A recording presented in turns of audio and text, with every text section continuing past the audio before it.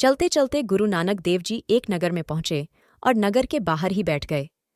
जो कोई भी आता वह दर्शन करके वहीं बैठ जाता और जाने का नाम न लेता था। नगर में चर्चा होने लगी कि एक संत आए हैं। वह न तो किसी से कुछ मांगते हैं और न ही किसी से बात करते हैं, बहुत ही संतोषी हैं। यह बातें उस नगर के राजा ने भी सुनी। राजा ने बहुत ही अच्छी वस्तुएं लेकर गुरुजी के आगे रखी और नमस्कार किया। उस देश की मर्यादा थी कि वहां का राजा घास खोदा करता था और राजे के कपड़े झटके थे। गुरुजी ने कहा, हे राजन, तुम यह सभी वस्तुएं उठाकर ले जाओ और ईश्वर अर्पण गरीबों में बांट दो। राजा ने सभी वस्तुएं ले जाकर गरीबों में बांट दी। फिर राजा ने हाथ जोड़कर कहा, हे महाराज, आपने हमें दर्शन देकर हमारे जन्म जन्म के पापों को दूर कर दिया है। आपको तो किसी भी वस्तु की इच्छा नहीं है। आप उपकारी हैं। मैं आपकी शरण आया हूं। आपका यहां आगमन हमारे कल्याण के लिए हुआ है। गुरुजी ने कहा, हे राजन, आप अपनी इच्छा कहो।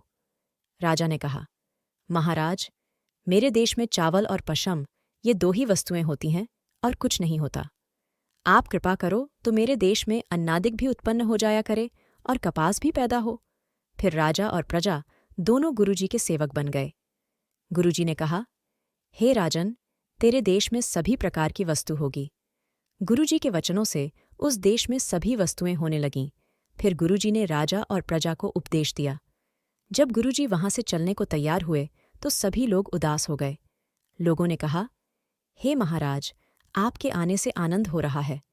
कृपा यहां ही निवास करो। गुरुजी ने कहा, हे राजन, तेरे देश में अनेक प्रकार के खनिज पदार्थ उत्पन्न होंगे।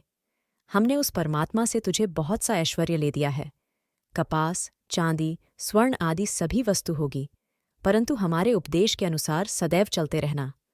जब उसी प्रकार लोग उदास देखें तो गुरुजी ने कहा, हे राजन, तुम्हारे तरह और संसारी भी हमें चाहते हैं और हम सारे संसार के लिए हैं। फिर सभी को प्रसन्न करके गुरुजी वहां से चले गए।